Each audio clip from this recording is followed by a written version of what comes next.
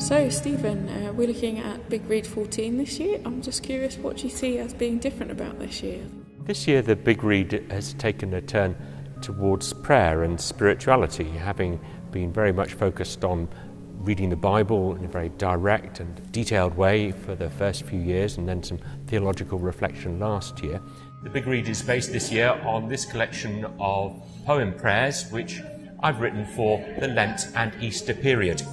This time the focus is on a prayer or meditation for each particular day of Lent and the first week of Easter, and inviting people to read that, to dwell on it, to respond to it actually in ways that are helpful to them.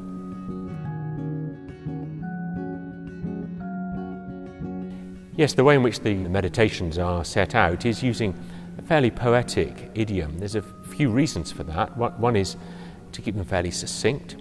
Another is to allow language to be used in a more evocative sort of way, and to allow the words and the sounds of the words themselves to speak. And I know that some people, maybe I would be included among them, sometimes a little bit intimidated by anything that's described as poetry.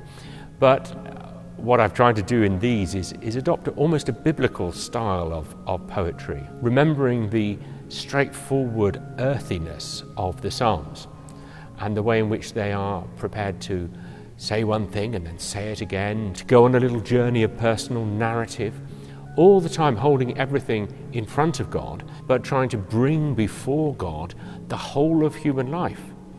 And that's ultimately, I think, what poetry is about. Now, for some people, they will want to respond by picking up their own pen or pencil or whatever and doing some words of their own. For other people, they will want to respond maybe with a crayon or some paint or something more expressive, creative, arty, crafty sort of thing. Other people maybe want to share their stuff with others using social media. That's much to be encouraged, because every time you see how someone else has been inspired, so you pick up a little bit more of God's grace, God's love working through another person. For me, one of the key things about writing these was that I tried to work with the discipline of making sure that whatever I did here came out of silence. So it wasn't coming out of rush or busyness or hecticness or pressure. It just came out of the need to be silent, to let that silence speak, as it were, and to see what flowed from it. And it seems to me that almost the silence is more important than the words. It's because it's reminding us that we can't say everything.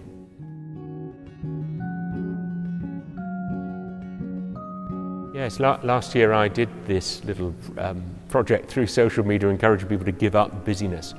And yeah, you won't be able to engage with the Big Read this year unless you give up a little bit of busyness.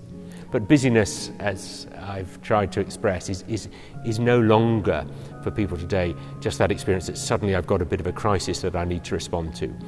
It's that crisis has taken over, and that there's never enough time to stop. There's never enough time to look or stare or give time to the people who need me, or even give time to myself. That sense of things rushed.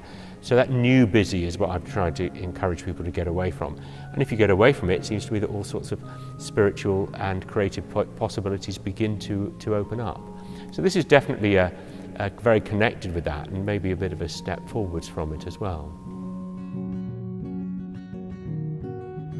So my final point would be that this really is all about participation.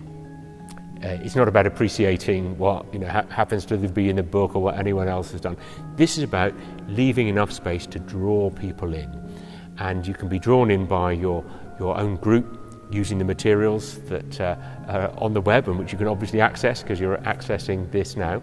It's also about using the Facebook page, and many people find this medium of Twitter really an exciting one now because it's so fast and so succinct. And if people follow that through, then they'll get all sorts of interesting things to respond to.